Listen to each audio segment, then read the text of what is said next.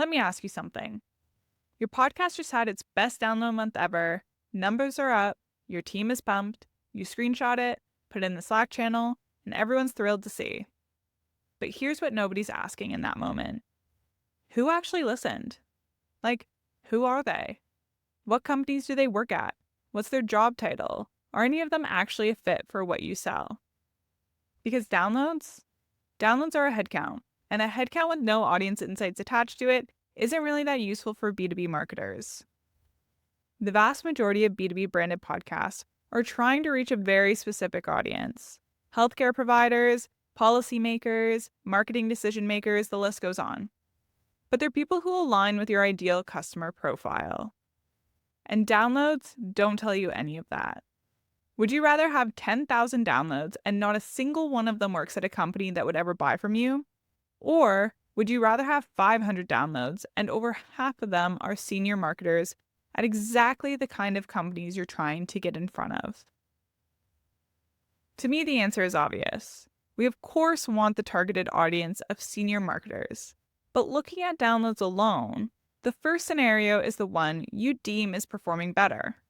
So what should you actually be paying attention to? The shift I'd encourage every B2B podcast team to make is from measuring reach to measuring audience quality. Instead of how many people downloaded this, ask what companies are listening. What seniority are they? Are they in my ICP? Are the same accounts showing up episode after episode? How are these audiences consuming our content? That's the kind of data that changes how you talk about your podcast leadership. It changes how your sales team thinks about outreach. It changes how you measure the business impact of your branded podcast. And honestly, it makes the podcast feel less like a content project and more like a business asset. This is actually the reason why we built CoHost the way we did. Most podcast hosting platforms give you a downloads dashboard. We give you an audience dashboard. And the difference is pretty significant. Let me just quickly show you what I mean. So instead of just seeing a number like 1,400 downloads this month, you're seeing the actual companies behind those listens. The industry, company size, the job functions of people tuning in. You can see which accounts have been listening for multiple episodes, which is a really strong signal. That's not someone who stumbled on you once. That's someone who keeps coming back, which means they're engaged and they're interested.